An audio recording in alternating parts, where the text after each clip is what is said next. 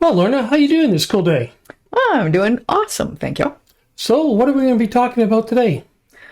Well, we're looking into why is it that so many people are saying goodbye to their jobs, to the rat race, and opening themselves up to starting their own online business. Well, let's find out in this Coolcast. Hi, this is Pat. And this is Lorna. How the heck are you doing this fine day? Welcome to Leave the Rat Race, the Coolcast dedicated to you, helping you leave the rat race. The job market is changing. It doesn't fit our DNA. Working the 9 to 5 doesn't bring us joy or happiness anymore.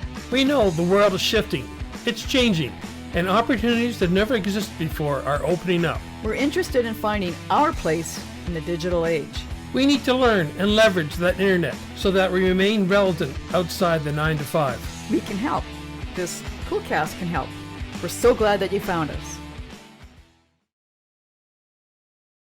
Okay, we're back. We are. So we're going to be talking about leaving the rat race. Ooh, sounds like fun. Sounds like fun. It does. Okay, let me bring up those slides.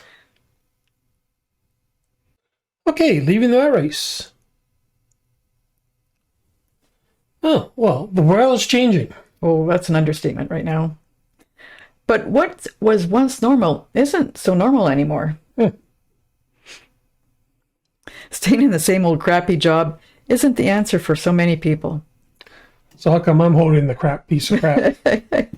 Probably because I hated it the most, right? Crappy job. There you go. Being stuck in being told what to do and what hours to work. All those fun things, right? Yeah. Well, what you need to do is reinvent oneself to become become a better person and to stay relevant in today's day and age. Yeah, stay sane. Right? Well, let's kind of look at some of the reasons why people want to leave the rat race. You know, they feel trapped. Yeah, they're overworked and stressed out. Yeah. No support from management, core workers, as companies are tightening up their budgets. It's just like no one wants to be there. No. But I think one of the big one, Lorna, is like being unfulfilled and unappreciated. Oh yeah. People just they want to feel like they're part of something, and most businesses don't do that. No. You just do this, do that. And right now, with everybody trying to start up again, it's like they're focused on other things and not the workers, right? That's right. And we really get away from this work-life balance. Yeah, many are just trying to get away from, or just trying to achieve that, but they can't. Right. There is no work life. There's way too much work and not enough life. Yeah. People are working 8 to 12 hours and sometimes more. Right. A day, and it's just too much. They're uninspired by their career. They feel like they're drowning in their jobs. Right. And of course, many want to work from home. Because they got a taste of it, right? Yes, exactly. But the companies want them back in the office now, and there's going to be such a revolt. Yeah. So many have had the space to ask themselves, is this really what I want to do? Well, here's an example, Lorna.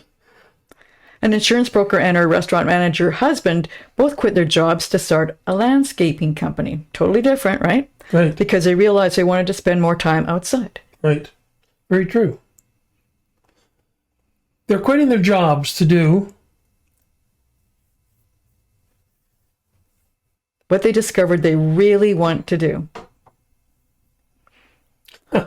work less with more flexibility to spend time With family and their hobbies, That's right? right. Mm-hmm. The world population is getting older. Mm-hmm. And age discrimination in the workforce is a problem. That's right. It's keeping many older people from finding work, changing careers, and earning promotions. Let's look at the generations. Like, say, if you're born from 1946 to 1964, Lorna, that'll make you how old? Between 57 and 75 years old. You just read that off the screen. I know.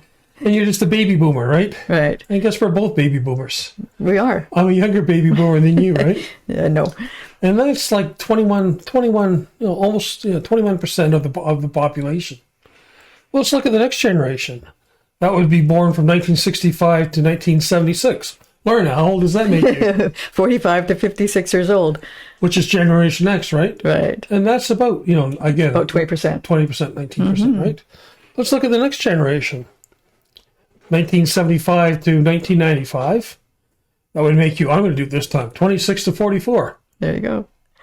And they're called millennials or Gen Ys. And again, it's about 22% of the population. Yeah. And what's interesting is that if you look at that, between the 45 and up, it's like 40% of the population are 45 years old and older. Mm-hmm. That's a significant chunk. Of people near retirement, yes. And today, workers have leverage. The normal working, 2 or 3 paying low-end jobs just isn't going to hack it. No. And they're just making ends meet. They're not even getting ahead. You're right. Yeah. Right. A record number of people are starting their own businesses that they love. That they love. Yes. Stuff the jobs. Here's an example, Lorna, that just recently happened, We all quit. Sorry for the inconvenience. The whole store, just all the employees just quit. Yeah. And this is a sign they posted. Just loved it. Mm-hmm. Well, let's look at the current situation. Many people are working way too hard. Or they don't have a job and they're wondering, what the heck am I going to do? Yeah. Mm-hmm. I don't know. And then some are chasing money. The thing is, they keep chasing money, and that's all they're going to do, chase money. They're looking for any opportunity they can find, right? Yeah, right. But that's not where you want to be, chasing everything that you can find. No, very true. No, maybe like those others, you want to leave the rat race. You just don't want to work that job anymore. You feel like you're more inclined to run a business from where you want.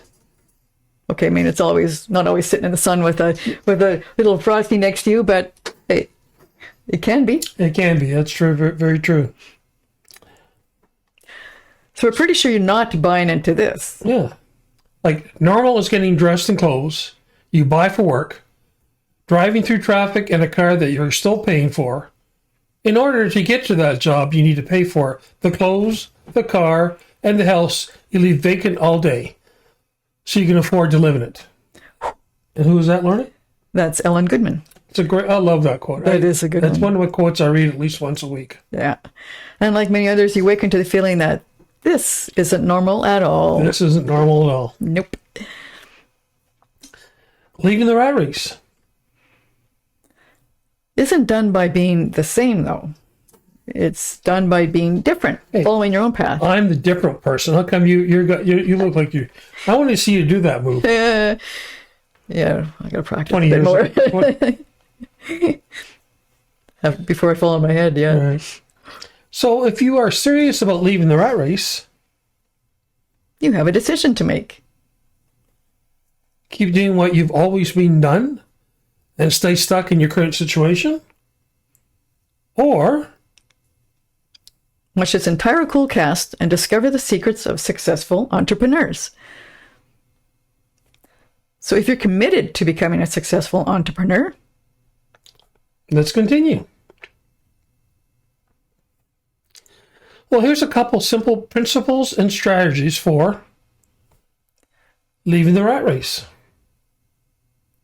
And these are things that will have you thinking, I get it. Wow, that was easy. Mm-hmm.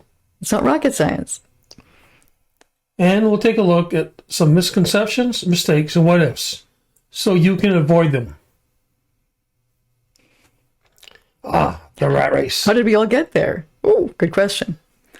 Well, it all started with that time you spent in school, about 15,000 hours. Woohoo! 15,000 hours. That's a lot of time. And what does school teach you? How to become raise your hand, be a good person, do this, memorize. Yeah. Doesn't teach you about real world. Yeah, well, see, that's what it's meant to be. You go to school, then you get a good job, and you're told what to do again, right? So leaving the rat race is busting one of your biggest fears, because remember, the rat race leans towards comfort, what you're used to, right? What you're used to. Yes. So you have to do something different. Well, let's talk about misconception number 1, Lorna. Well, what many people think is that online business is only for the young and tech savvy. Like you have to know all this tech or otherwise you can't be successful. Well, we're pretty I'm old. I'm young. We're going to say. And we're pretty tech savvy and whatever. Yeah, but you don't have to be tech savvy because, I mean, I do a lot of stuff and I ain't exactly That's right. tech Very savvy. true. Nowadays, things are so much easier to do online. Oh, yeah. You know, you just got to believe you can. Mm-hmm. But yet, there are thousands near retirement age that are crushing it with their online businesses. Remember how we talked about the corporate world doesn't have much use for the older generation as much anymore? So a lot of them are doing it on their own. that's right. Yeah. They just say, screw all you young people. You think you don't need me? Watch. Okay, here are our top 4. Now, we can't make the choice for you, but these are the ones that we like. First one, Lorna. Online courses. And there's a lot of online courses, things you can do. How about number 2? Physical products. Yes. You know, through Amazon, Shopify, things like that, right? Right. Yeah. The gig economy. Like you can be a virtual assistant, proofreader, copywriter, transcriptionist, writer, social media manager, so many things like that. Right? Can you say that any faster? Because that was pretty quick. But That was. Next one is affiliate marketing. Yes. And there's lots of big market too. Oh, it is. Well, let's talk about misconception number 2. And that is that there are a limited number of topics you can successfully teach online. Some unique examples of successful online topics are... Well, baking. It's my favorite thing to eat. Running. How about homesteading? True. Pet photography. I am not a pet, Lorna. I'm a human being. How about even meditation? Yes. And there are a whole lot more. Oh, yeah. It's almost unlimited. It is insane. You know, I mean, there's so many hobbies people have or things they like to do. Yeah. Things you wouldn't even think of. Oh, what if number 1? What if I choose the wrong one for me? What do? Oh, I love this. You just pivot. Exactly. I'm sure some people have pivoted in their lives and some people don't. Some people have been in the same job for so long they're afraid to pivot. But pivot is a good word. Yes. And what you choose to start with can be changed, right? Nothing is set in stone. Ourselves, we've pivoted a few times and it always has been for the better. It has.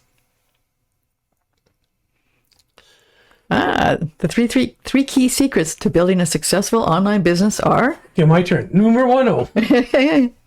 That is you. Know your niche. Oh, yes.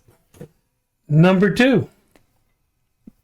Create a TLC funnel. TLC, Lorna? Yeah. Traffic, leads, conversion, or customers. Right. And number 3. Think like a successful entrepreneur. Let's talk about secret number 1. Know your niche. Only pick one thing. One. Just one? Just one.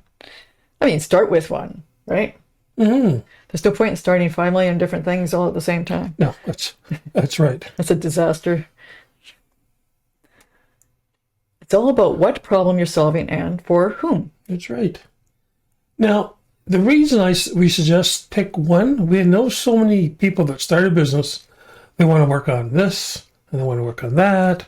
They got this other business. And what happens is that they spend so much time working in all these different businesses, they have no focus. So start in one, get it going. Once you get your first business going or your first niche that you really enjoy, then you can start something else. That's right.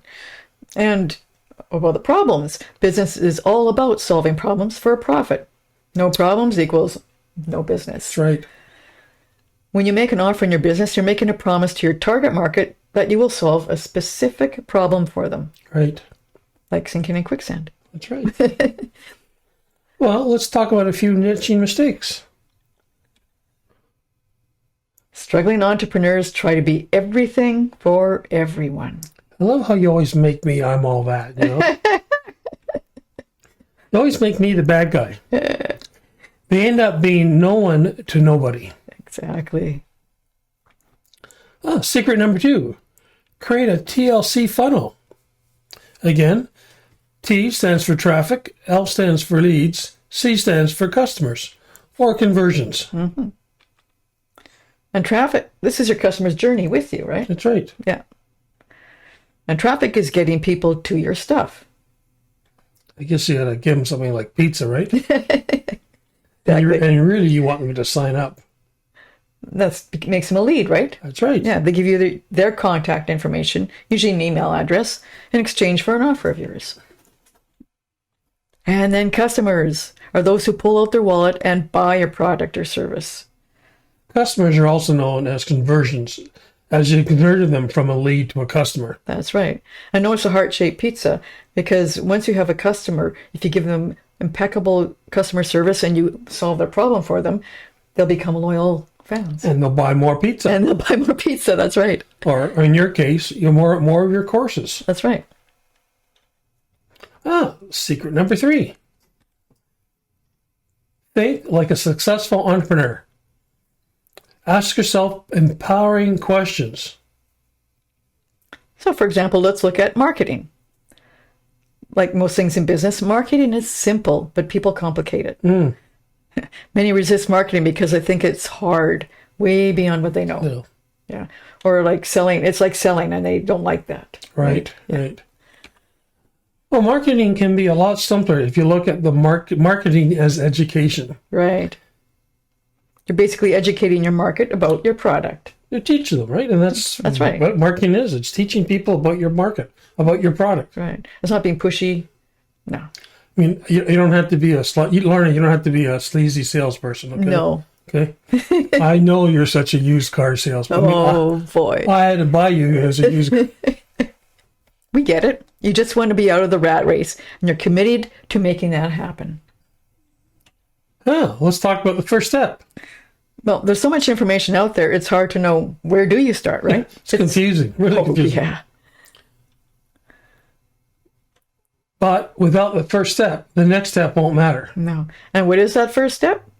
Choosing your niche. Exactly. Remember, you can't be everything to everyone. Nope. If you're still not clear on exactly what problem you solve, who your solution is for, and what their transformation is, and you're ready to take that all-important first step in building a wildly profitable digital business, it's time to nail down your niche.